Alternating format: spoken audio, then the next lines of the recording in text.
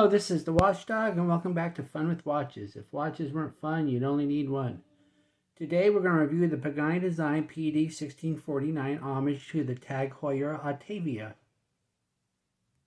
Let's start out with the wrist check. I'm wearing my Addy's Dive military watch. Believe it or not, this is one of my more popular reviews. And Gergo's wearing my Timex Expedition.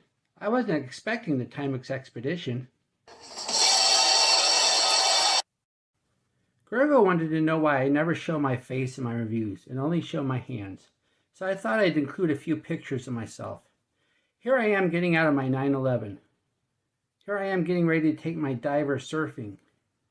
Here I am grabbing my bag from my Land Rover going on a jaunt in the wilderness. Here I am contemplating my place in the universe. Here's the watch. This is an homage to the Tag Heuer Autavia. I'm still learning about watches, and I wasn't familiar with the Autavia when I ordered this. I just knew I liked the looks of it. I still didn't know what it was homaging when I unboxed it, so I took a picture of Gergo wearing it and posted it in the affordable watch forum on WatchUseek, simply asking what watch this was homaging. Well, I received one simple response pointing out the Autavia, which was just fine. But then I received a whole bunch of snarky, condescending responses about homage watches and Pagani design and the lack of originality. People were quite rude about it. One person mentioned I was too stupid to do a reverse image search on Google. It was a very unpleasant experience that I wasn't expecting from the affordable watch forum. You would have thought I went into a Rolex forum and said, "What do you all think of my squally?" Unpleasantness aside, I really liked this watch. Once again, I wasn't familiar with Autavia. The name is a combination of auto and aviation because this watch is themed for either. This is not a dive style watch despite the timing bezel. The watch is 44.1 millimeters at the bezel. The Tag Heuer is 42. It's 50 millimeters lug to lug, but 56.4 millimeters if you count these male end links. 14.7 millimeters thick, but much of that is from the box crystal. And it's 22 millimeters lug width and weighs 171 grams with one link removed. The bezel is a 60-click unidirectional with a crystal insert.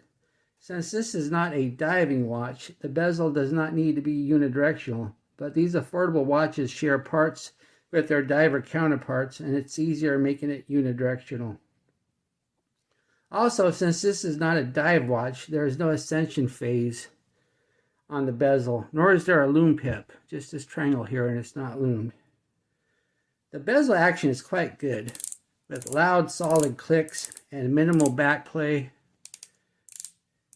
It's got a coin edge bezel that overhangs the case just a little bit, so it's really easy to get a grip, and it lines up really nicely. Let me go ahead and line it up for you. Once again, the action is really good. Okay, lines up just fine. The dial has a sunburst paint, but not a sunburst effect with light reflection. It has steel indices inlaid into the chapter ring, plus fully loomed numerals at each position except for the 3 o'clock, which has a date. For reference, the Tag Heuer has loomed indices and the date at the 6. Most of these affordable homage watches have the date at the 3 because the movement is going to come with a stock date wheel designed for the 3 o'clock position, so they don't have to change the stock date wheel. 6 o'clock dates help symmetry, but since the date takes the place of the 3 anyway, the symmetry is just fine. The hands are skeletonized with lume tips. This is also different from the Tag, which has fully loomed hands. The second hand has a loomed arrow tip. The minute track is on top of the chapter ring, and you cannot see it very well because of the crystal. You have to actually look at it at an angle. If you look at it head on, you can't see it.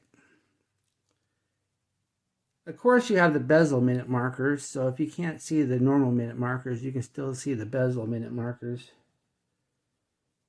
Then there's the Pagani Design name and logo on top there, then automatic water resistant with 100 meters of water resistance. This is not a dive watch, so 100 meters is just plenty. Once again, though, I don't think it needs to stay water resistant if it gives the depth rating. One implies the other. The dial would be less cluttered without it. The crystal is not sapphire, which is unusual for a Pagani design of this price point. I tested the crystal to make sure it wasn't a misprint, and it is indeed hardened glass.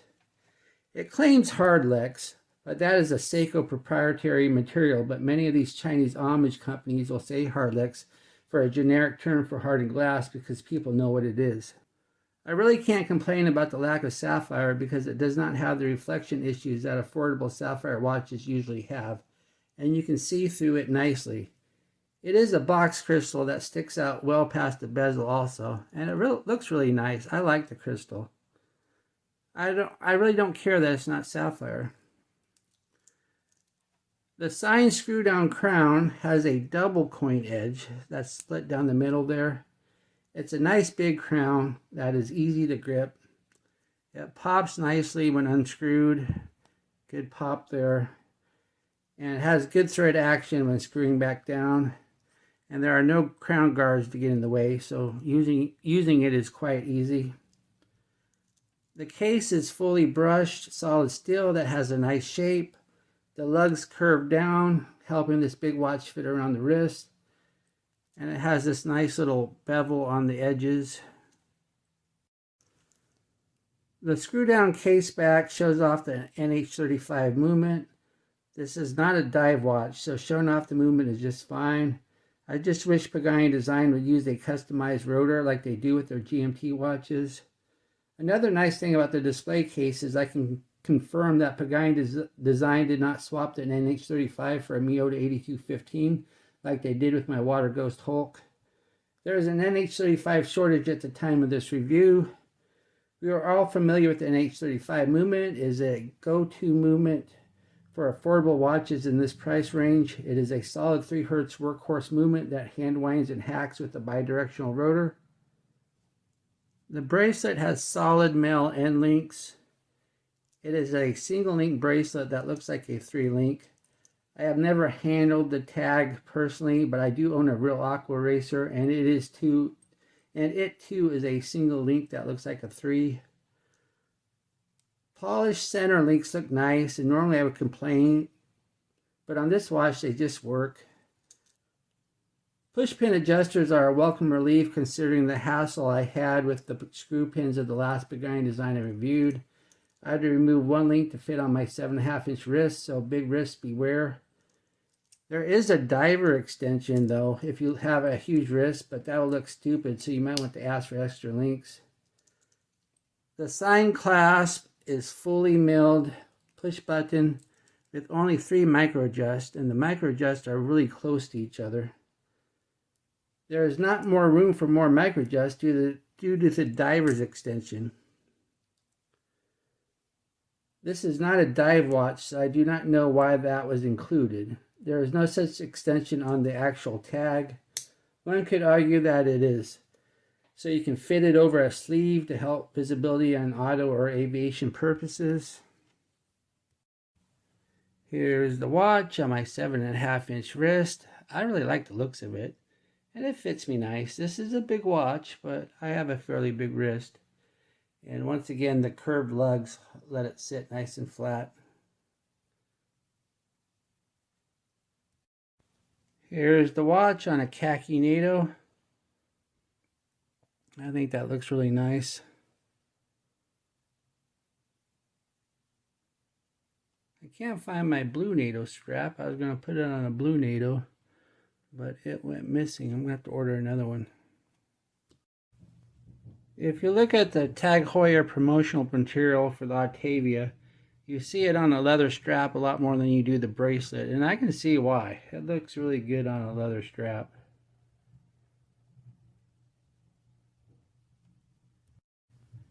Since it has quick release, I went ahead and put it on the rubber strap that came with my Phoebus Leviathan.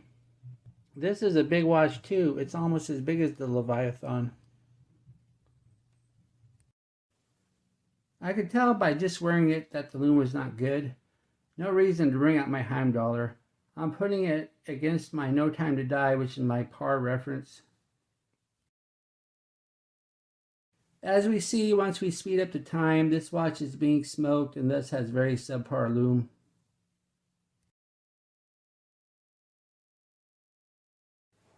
What do I like about this watch? Well, I like the unique design. Yes, I know being an homage doesn't make it unique, but no one else seems to be homaging this particular model. I like the crystal bezel. That just looks kind of cool. Crystal bezels are nice. I like it that it has great bezel action, nice solid clicks, and lines up nice. And I like this nice brush case.